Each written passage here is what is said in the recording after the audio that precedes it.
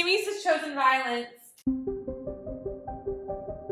Hi everyone, my name is Brittany from Brittany Loves Reading, and today I'm coming to you with my March Timmies TBR. If you've never seen an episode of Timmies TBR before, it is my TBR game that I made based off my love for Tim Hortons coffee, and it helps me pick all my reads for the month. If I haven't completed a TBR that is previous, I need to roll over the books. No book can come off my TBR without being read or at least DNF'd. If they're on Timmies, they're there until I read them. So before we jump into March's TBR, we have to look at February and see if I have any rollovers. And amazingly, for the second month in a row, I have completed a TBR and have no rollovers. I'm very excited to see if Timmy's TBR is nice to me again in March. The first 2 months of the year, Timmy's TBR has been very, very kind to me, and I appreciate the new leaf Timmy's TBR has turned over. So let's dive into our first roll and see if we can continue this good luck with another month of Timmy's TBR. Roll number 1 is a 5, a coffee space, a historical fiction. So for our first roll, we got a coffee space, which is historical fiction as the prompt. And when I made this game, I read a lot more historical fiction than I do now. It's not something I've picked up much in all of last year or any of this year. I do want to get back into it, but I just don't think I'm currently in the vibes of reading historical fiction. However, there is a magical realism historical fiction on my 24 and 24. So I think let's add that to the TBR. And that is The Shadow of the Wind by Carlos Ruiz Zafón. This is a translated work, and I'm very excited to add a translated work of fiction to my TBR. I don't read enough translated works, and this one has been on my shelf for a while.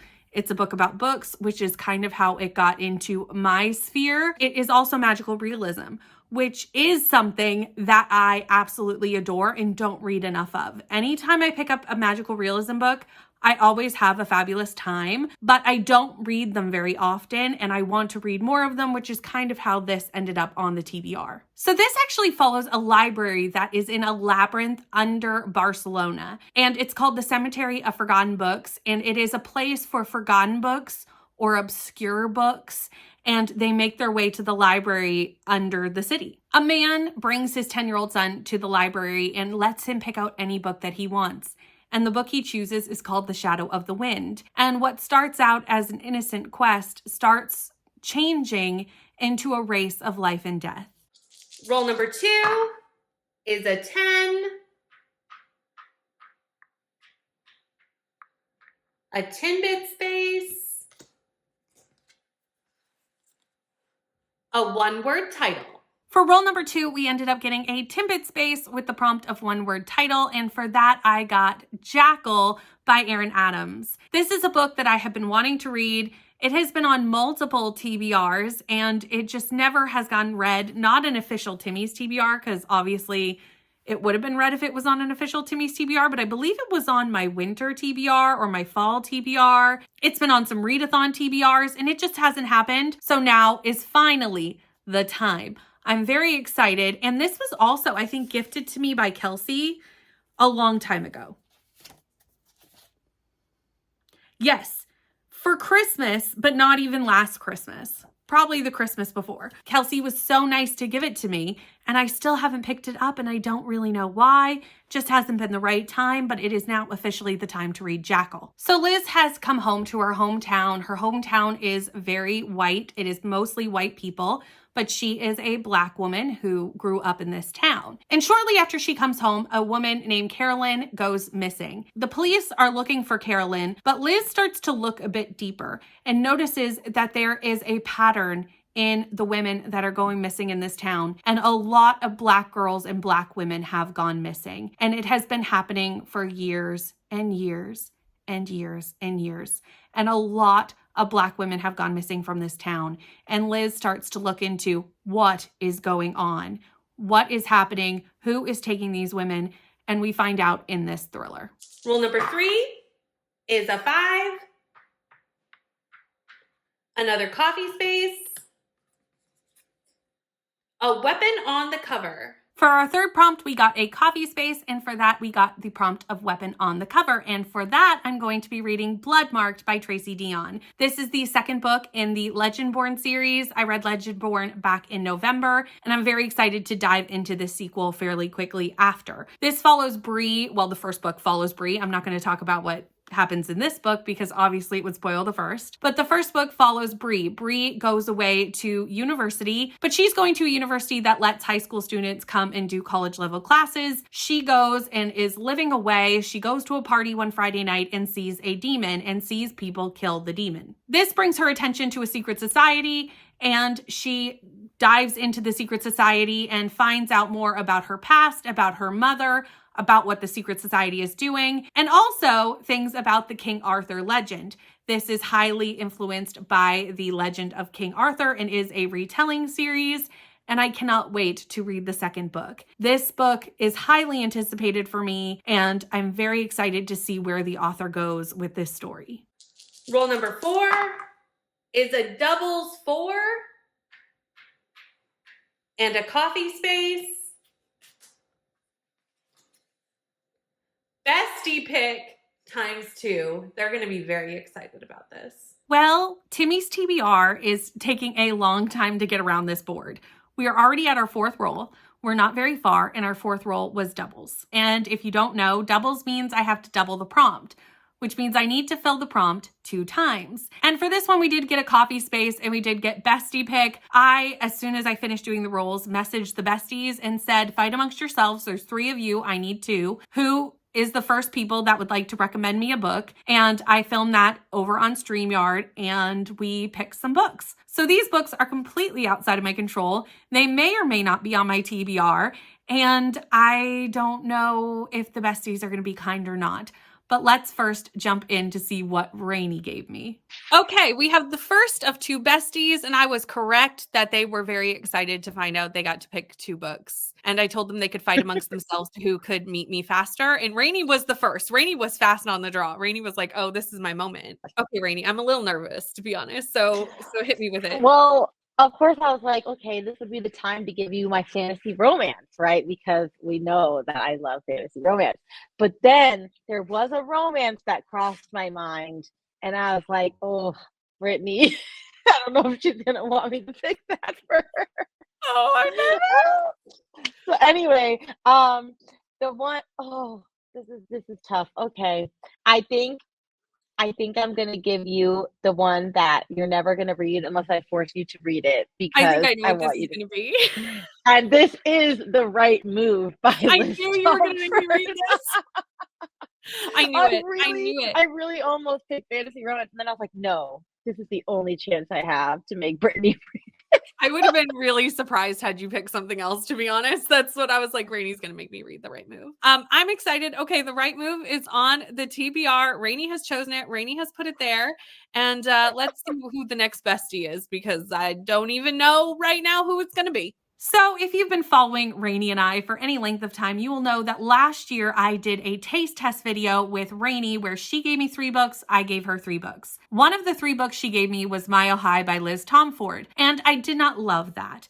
It was a 3-star book. I did not hate it, but I did not love it. I felt like it was much too long. I'm of the opinion that contemporary romance does not need to be 500 pages. I really don't think that it does. There was a lot of things I didn't love about this book, but that was probably one of the biggest, is that I just needed it to be edited down more. I think I would have liked it a lot more had it had some editing. So I was not going to continue on with this series. However, Rainey read The Right Move at the end of last year for Reading Goodreads Choice Awards romances and absolutely loved The Right Move and has been on me to try The Right Move. She tells me it is better than Mile High. She has me convinced to try it, but I still haven't actually done it yet. And I think when I messaged Rainey about this, it instantly came to mind that this would be the time to get me to actually read The Right Move, because I'd have to read it if it was on Timmy's TBR. This is a contemporary romance book that follows Ryan and Indy. Ryan is the brother of our female main character, Stevie, in the first book. He's the star of the Chicago's NBA team, and this is a sports romance. All of the series books are sports romances, and Indy is her best friend, Stevie's best friend. the main character of the first book. Indy moves in with Ryan, and we have a forced proximity sports romance. This all sounds great, and I have high hopes that I will love this because I know so many people love this. It is 500 pages. And if you remember, I don't really think contemporary romance needs to be 500 pages. And I do know that KU books can get long because they do get paid by page. Like, I get it. I understand why it happens, but I just don't think it's necessary. So maybe this one will change my mind. Maybe I will read this and I'll be like, yes, this was worth all 500 pages. A lot of you think so. So I have high hopes. We'll see. I have to read it. I'm a little concerned, but we're going to read it. But that's not the end of the bestie picks or losing my control of my Timmies TBR. The next one was Kelsey, who hopped in, and thankfully Kelsey did go smaller than Rainy. So let's go look at that footage. So we are here with our second bestie. Kelsey is here with us. Thank you so much, Kelsey, for hopping on StreamYard with me to help me pick a book for my TBR. I'm a bit nervous. I have one that I'm hoping you'll pick. Yeah, I have two that I'm debating. And I think I'm going to go with option one, which is Mindfuck Book 1. Ooh, that was not in my considerations. What was yours? I was hoping you'd put the B&K Book Club book on. Oh, I could have been nice, yeah. A 3-hour audiobook is totally fine. Kelsey read the Mind F series, I think earlier this year, like in January, and flew through the series. So I will be adding The Risk by S.T. Abbey to this TBR. I'm only committing to the first book, but they are all small, and I do have Weekend of Peace talks in March for Realmathon, so there's definitely a possibility that I read all 5. This is a dark romance book that follows a FBI agent, the man, trying to find the killer, who starts dating a woman who is the serial killer he's trying to find. I really do love the idea of the serial killer being a woman. I think that's a really neat twist on the story. However, I did read a serial killer romance earlier this year, There Are No Saints, and I did not love that. So I'm excited, but also nervous to pick this up, but it is only 3 hours on audio, so I'll be able to knock this out fairly quickly. Roll number 5 is a doubles 8. And a 10-bit space. No A, and, or the in the title. And we have to do it twice.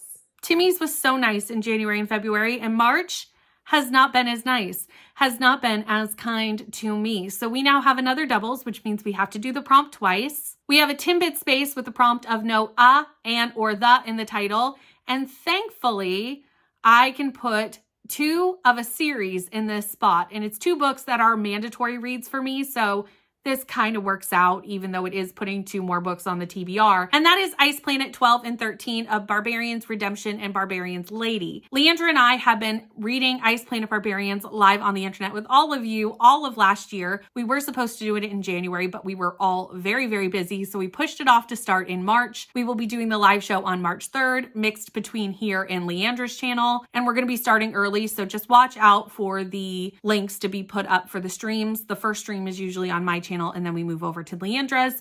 And like I said, it will be on March 3rd. I can't really tell you which couples these follow because there are so many couples and so many aliens. And now we have alien and alien couples that we've gotten into in the last few books. So I have no idea what couples these 2 books follow. But I do love my blue aliens, and I'm excited to get back. We've had a little bit of a break. We haven't read an Ice Planet since November. So I am excited to get back into the series now that we've had a little break from it. I'm ready to dive back into these alien romances. If you haven't heard of Ice Planet, I will do a very brief synopsis, but I've been talking about these books for a year, so there is a lot of information out there about them, but it follows a group of women who are kidnapped from Earth by green aliens. They take them. It's actually very violent when they take them, so the first couple of pages of the first book has some trigger warnings in it. Definitely check those out. Something happens to their ship. They get abandoned on an ice planet. The aliens leave to go get help for their ship and disappear, and they get saved from this ship,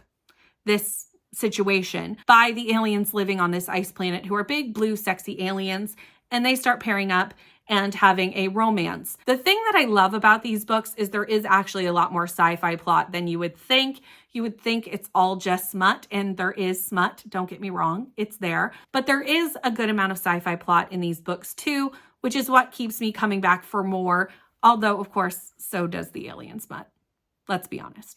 Roll number 6 is a 7, which gets us to the end of the board and a mood read. And we made it to the last space, which is a mood read. Every month, I have been putting the B&K Book Club book on this list because it doesn't fit anywhere else. And to be honest, I was hoping Kelsey would pick the B&K Book Club book when she picked a book, but she didn't. So I will be putting the B&K Book Club book into this lot, and that is Good Materials by Dolly Alderton. This is a book following a comedian. The comedian's name is Andy, and he is struggling. He's a struggling comedian. He's in his 30s. He hasn't made it like he thought he would, and he's looking for new material. And the place he looks for new material is with his past relationships. So he starts looking at his past relationships and starts trying to make material from them. And the best way to do that is by contacting his ex-girlfriend. I don't exactly know where we go from there because the synopsis doesn't really tell me, and this is my first book by the author, so I don't really know what I'm going to think of the author or this book. But Kelsey has read a book by the author before and sold me on this one. So I'm excited to try it. I'm excited to try something new, and I will be reading this with all of you who want to join us and Kelsey in the month of March. The link for the B&K Book Club in the Discord is always in the description box down below. But we have made it to the end. This is by far the biggest Timmies TBR of the year at 8 books. It's not the biggest one we've ever had. I think the highest we've ever gotten is 12, and that was after Get a Clue in November when none of my books worked for Get a Clue and I had to roll over half the world. So this is up there considering there's no rollovers. 8 from the actual playing of the game is pretty large. So Timmy's decided to give me some violence, but luckily we did get some small books on there. We did get some large books, Blood Marked, Shadow of the Wind, not small, The Right Move, not small. But we did get Mind F, which is 3 hours long, and both the Ice Planets are like 6 hours long. So, you know, we have some big ones, we have some small ones, but this is not my only TBR. I also have an entire Roll of Reads TBR. If you haven't seen that video, I will link it somewhere here because Roll of Reads is also happening in March. But between the two of them, we have a lot of reads we have to get through in March. So it's got to be a good, solid reading month. What is the book that you're hoping to get to in March? Let me know down in the comments down below. And if you've read any of these, let me know how they shook out for you. I would love to know. Thank you so much for watching. Please like, comment, and subscribe, and I will see you in the next one. Bye.